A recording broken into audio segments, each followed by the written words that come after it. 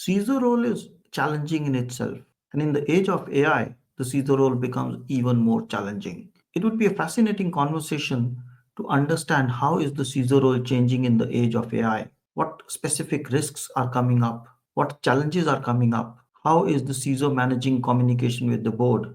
How are they creating or managing these new risks like the deepfakes, like the hyper-connected or hyper-focused attacks? So, to learn about this, how about talking to someone who has been a CISO, who has been a chief privacy officer, has written a book, and is now serving as a virtual CISO or advisor to CISOs? And I'm talking about none other than Nick Shevelyov. Hope I pronounced his name correctly. Let's go and talk to him and also understand about his book, Cyber War and Peace.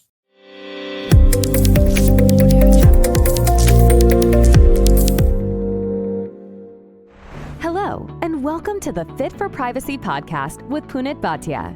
This is the podcast for those who care about their privacy. Here, your host, Punit Bhatia, has conversations with industry leaders about their perspectives, ideas, and opinions relating to privacy, data protection, and related matters. Be aware that the views and opinions expressed in this podcast are not legal advice. Let us get started. So we are with Nick. Nick, welcome to Fit for Privacy podcast. Thanks, Punit. Glad to be here. It's a pleasure to have you. And let's start with a simple, basic question. We are in the age of AI. Everything is digital. Like now, even this podcast, we are recording digitally.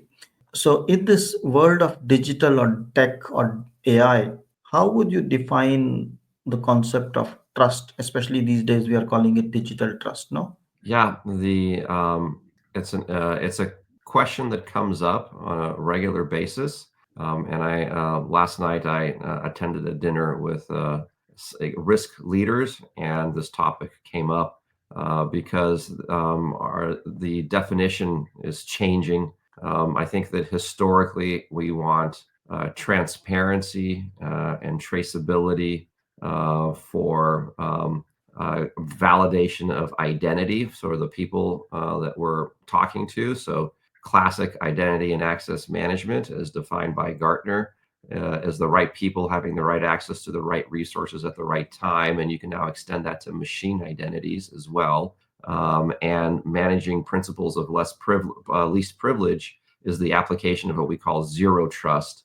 And so you have these principles about managing trust. And then how do you define, when someone becomes trustworthy, especially in this digital age where deep fakes have gone from a theory to a reality and are being involved in breaking of trust with examples including lots of fraud that's being created through deep fakes and the breaking of trust. So defining trust in the digital age has become more complex, more nuanced. One of the people I sat with yesterday at dinner said, I'm getting to the point where I only trust the conversations I have with people in person because so much is being manipulated in the digital age. And so I guess the answer, my opinion at this point is that, where are there known knowns that I have validated? And I'll kind of tie this with, there's this concept of the swan risk. White swans are known risks that we need to deal with. And gray swans are known unknown risks. Black swans, as popularized by Nassim Taleb in his book approximately 15 years ago, are unknown risks. We don't know about them when they happen. We can only recover from them. And then finally, I wrote about this in my book, Cyber War and Peace. There is red swan risks, knowns that just aren't so. And you need to validate and have assurances, because those are the risks, the trust areas that leave you bloodied and bruised. And in cybersecurity and data privacy, it's the known controls that fail and don't act as intended that result in the biggest risks to your organization. So that's my view of digital trust in the era of AI, Punit. Oh, that's very well said. I like the aspect of transparency, traceability, and access, the basics. And then the definition, you're giving the white, black, gray, and red swans. The red is the new addition into my vocabulary, and also the deep fakes. And if I can just ask a follow up on that one, now in the age of AI, especially the artificial intelligence and these LLMs that are coming up, or AI agents that are coming up, where do you place them? How are they shifting trust? And are these red, black, gray? Which kind of swans? They're definitely not white, in my opinion. So I didn't say so. I think it's an excellent way to frame the problem, and I think they span between gray, black, and red swans, quite frankly. Mm-hmm. And I think it's complex. We're all talking about AI and LLMs and how they work and what's underneath the hood becomes more opaque. We're using these on a regular basis and in some cases to greater efficiency. But what are the unintended consequences of the usage? Where are we creating risks today or tomorrow for ourselves? I kind of think about the broad buckets. When you interact with software, you're giving information for some value to come out. And it's interesting that in the technology world, we've had secure software development for many years, and we've had what's known as DevOps, is developers working with operations to build and release code. And more recently, we interjected DevSecOps, developers, cybersecurity, and privacy professionals working with operations to build code securely. I think there are analogies that we can learn from the legacy DevSecOps world and building software on how we think about AI, because in a lot of ways, AI takes data that you input and it outputs something that you can use in many ways. You can turn it into software yourself. So some analogies apply. And so understanding the intended and unintended data collection that's occurring, right? Being clear on that. There's a lot of misunderstanding there. Understanding that once you input enough data into an AI, it can have inferential privacy concerns, meaning you did not input the specific PII, but based on the information that you've given it, it can infer certain data elements that are a violation of your privacy rights. And then there are others that I can talk about: model inversion, data extraction. And these are the types of new risks that we have to think about it, as you put it, in the age of AI. We're just kind of learning to cope with the age of cloud, which came after the age of mobile. And now we're dealing with new complexities in the age of AI, which and complexity is not just the enemy of security. It's not just the enemy of data privacy. It's really the enemy of everything. And so where can we make our lives a little more simpler and have a better understanding of the risk imperatives involved in using these new technologies? So I'll pause there and see if that makes sense. It absolutely makes sense. And I think you touched upon these risks and the new technologies and the life being complex, or there being complexity all around us. So, in this age of AI, where there's so much of complexity, so many new risks, and these risks are coming in every day. The new one comes in every day. We didn't hear it. There's new way of creating phishing and new ways of doing this and that and that. How are CISOs coping up with this change in the AI era? Yeah, it's a fast moving space. And so I'll typically ask this question at a CISO dinner of operators. And I ask them, what are the top new risks that you're seeing from AI?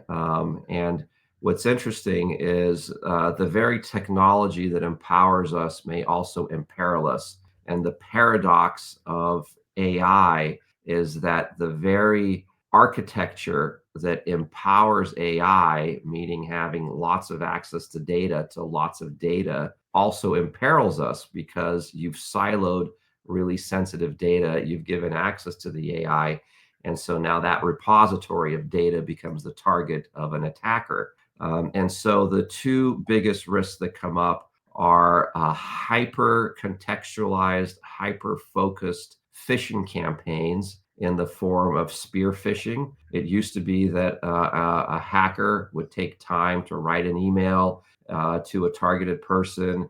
They might be misspellings and they have to do this manually. Now you can do it at scale with AI models. You can source information about your targets at scale. And so hyper focused spear phishing at scale is something that practitioners are seeing. I sit on the board of directors of Cofense PhishMe. Cofense PhishMe is a phishing detection and protection company. We're seeing a spike in this in our statistics as well. And so that's one. And phishing combined with vishing and other forms of exploitation, people calling you, people texting you, using the voice of someone that you know and trust. So that's one category.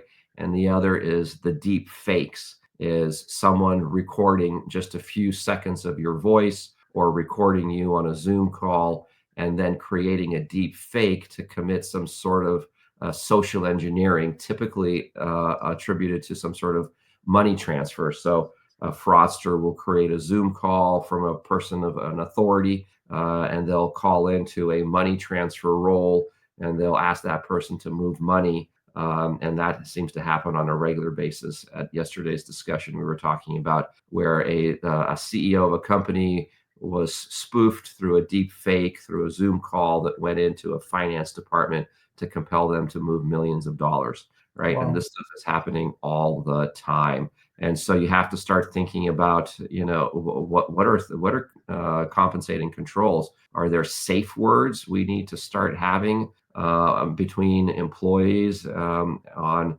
if for money transfer, are there other out of band authentication measures that we need to do? So those are the new threats that CISO practitioners are talking about, living and breathing on a regular basis. So those are the two ones that come up on a regular basis.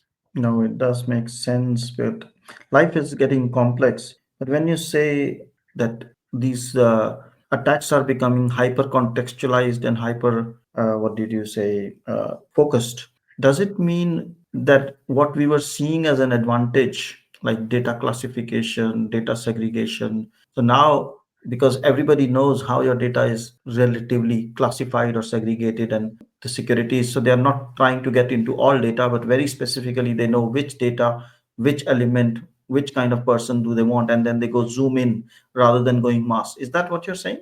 Yeah, and so with the advent of people sharing more about themselves, Mm-hmm. the Facebook phenomena, the LinkedIn phenomena, you can gather information on individuals more easily, and then you can craft targeted campaigns against those individuals that look a lot more authentic. And so yeah, you might have classified your data, you might have all the right hygiene in place, but the attack will now target someone with privileged access to that data and leverage their access controls to that data, or to compel them to socially engineer them to make some sort of a money transfer, Mm-hmm. move money out of an organization. And so those are the types of attacks that we see. I was a bank CISO for many years, a global publicly traded bank. And we dealt with threat actors that would try to break into networks, authenticate. Remember, attackers don't break in, they log in. So they try and get credentials and log in. And then eventually they'd want to move money. And then they also used business email compromise. The email would come in, you think it's from your CFO or your CEO, and then you act on it. And they've taken that sophistication and taken it much higher. With voice recordings, with video recordings that are spoofed and deep faked. In fact, this was used in an attack approximately 18 months ago against a large casino in Las Vegas. It led to a ransomware attack, which led to a payout, right? So there's lots of different angles that these attacks can manifest in, but ultimately posing risk to the organization being targeted. Okay, that makes sense.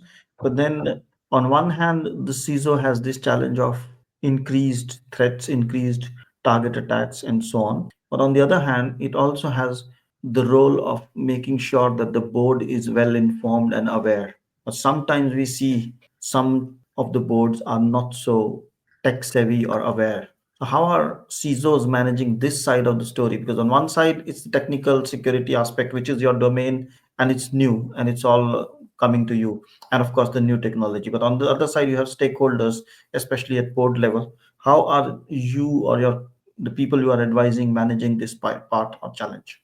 I'll share with you that I've been a chief security officer, a chief privacy officer, a chief information officer, information security officer. Now I run my own practice, vCISO AI, where I'm a virtual CISO, an advisor to multiple different companies. And I think the tactic that I've used over the course of my career is no matter what C-level role I have, I was always a chief translation officer, Wow. translating technical risk into business risk. So if you think about the typical board of directors, highly accomplished individuals, seasoned, but in a lot of cases will have more of a background in finance, right? A typical board member will have a financial acumen, but when you present to them technical risk in the form of cybersecurity risk, that can be lost in translation. And so I think it's a requirement for the leader to translate the risk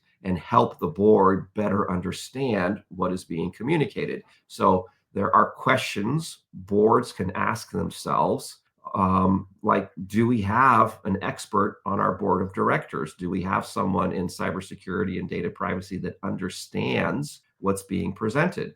Can the board have meaningful discourse about these topics? Do we understand our blind spots, right? When we get behind the wheel of a car, we might have blind spots. We want to know where those blind spots are. Do we understand the very reports that are being delivered to us, right? A lot of these reports can be very technical. Some CISOs will talk about vulnerabilities, the critical high, medium, and low. But what does that actually mean? How does that translate into business risk? How is that going to impact top line growth? Do we understand our risks? Do we understand our regulatory obligations? If something bad happens, what's our incident response process? What's our authority and accountability to make decisions? I think about there's an elements that you can quantify your value at risk for an organization, and then you put in controls in place, and then you try and measure the control capability. Is it capable? Is it configured correctly? And do I have the right scope of coverage, right? And if I have all that, and I'm going to reduce my annual loss expectancy and my loss exceedance curve, but there's always going to be a degree of irreducible risk. What is that irreducible risk number? And have I underwritten that risk with insurance? That's what cyber insurance is for. Do the directors themselves have liability insurance through directors and officers insurance? And then finally, here in the United States, the Security Exchange Commission compels publicly traded companies to define the materiality of a breach. And it's a good precedent for companies to think through what is material, what is the dollar amount, how would a cyber risk translate to a dollar loss event, whether it's a hard dollar loss or a soft dollar loss. And those are the good hygienic questions to ask. And going back to my original point, translating this so that everyone can be aware and be part of the meaningful discourse and not abdicate the decisions to be done by some expert in a silo, but really have a collective interaction at the board level.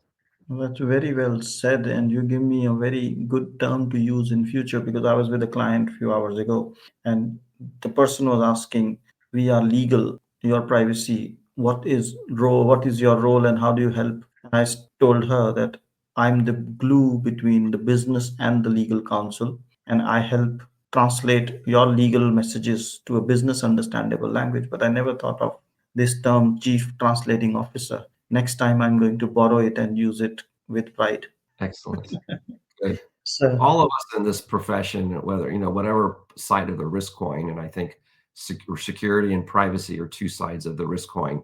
You can't have privacy without some degree of security, but the paradox is too much security can infringe on privacy. And yep. so how do you create the right balance and how do you translate that? And I like the idea that you use, Punit, about being the glue. I've used the analogy of connective tissue.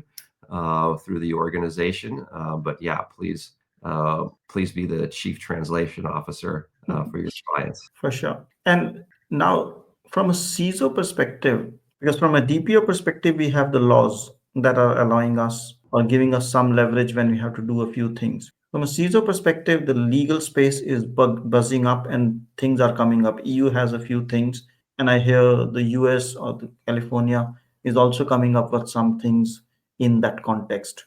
Do you have any insights into what's going to happen? What's the direction being taken in the laws terms? Yeah, a great point. California has typically prided itself, and I reside in California, as sort of at the vanguard of data privacy laws and regulations for the United States. And they're also, there's obviously Silicon Valley is here in California, and there's a lot. This is a lot of innovation, and a lot of these AI solutions are coming out of Silicon Valley, as well as other areas of the world, but certainly Silicon Valley is a hotbed for it. And so right now there is a new law being proposed called SB 468, Artificial Intelligence Security and Protection Act. And the bill requires deployers of high-risk AI systems that process personal information to maintain a comprehensive information security program. And so this is a bill that's being proposed. In fact, I've been asked to testify before the Senate on the bill. And the bill mandates written information security programs that include security managers, risk assessments, employee training, physical access restrictions for personal data, third-party oversight, regular monitoring and reviews, and incident response procedures, and post-breach evaluations. So it really adds some diligence and rigor to the AI systems that are high risk. Now, there's always interpretation to laws, rules, and regulations, but I think the good news is that there is some direction that we want to go to, is that we want to start implementing some safety standards, what I think is healthy and ultimately good for our citizens. And so that's the latest one that's being proposed, and it's being supported by the Transparency Coalition and the Electronic Privacy Information Center here in California. That's SB 468. That's interesting, the SB 468. So it's going to be basically a version of, because the EU AI Act, I'm based in the EU, so I see things from that dimension. So EU AI Act gives you the obligation to classify your systems high, medium, low risk, and then the consequent obligations. Of course, high risk are subject to the highest number of obligations. It's similar, you're saying they will have if your system is high risk classified as, you have the obligation for information management systems and other security means that you need to put in place. So that's interesting. But you also wrote a book on this field of, say, vCISO or cybersecurity, cyber war, and peace. What is this book about? Can you tell us where to find this book? Sure. Thank you. Cyber War and Peace, Building Digital Trust Today with History as Our Guide, published in August of 2021. This is when I was wrapping up a 15-year career at Silicon Valley Bank. It was the bank of the global innovation economy, now has been acquired by First Citizens Bank. But at the time, we banked approximately 80% of all top-tier venture capital and private equity IP around the world. I had defended the bank for 15 years. My mission was to protect the bank of the innovation economy. My secondary mission was to help improve our clients' probability of success. So in the early days of Palo Alto Networks, Zscaler, CrowdStrike, I was there helping them as a design partner, go to market, help those companies grow. We used those products and services. Big ID, a privacy company, we were an early adopter. And I decided that I would leave the bank on my 15-year anniversary. I helped hire my successors. I published the book. And the book is something that I talked about for 10 years before that at various conferences about, let's take lessons from history and behavioral science and translate them into ways that our leaders can comprehend cyber risk, right? Security and data privacy risk. I kind of march my way through history. I start with a Latin term the Romans had, civ invictum parabellum. Those who wish for peace prepare for war.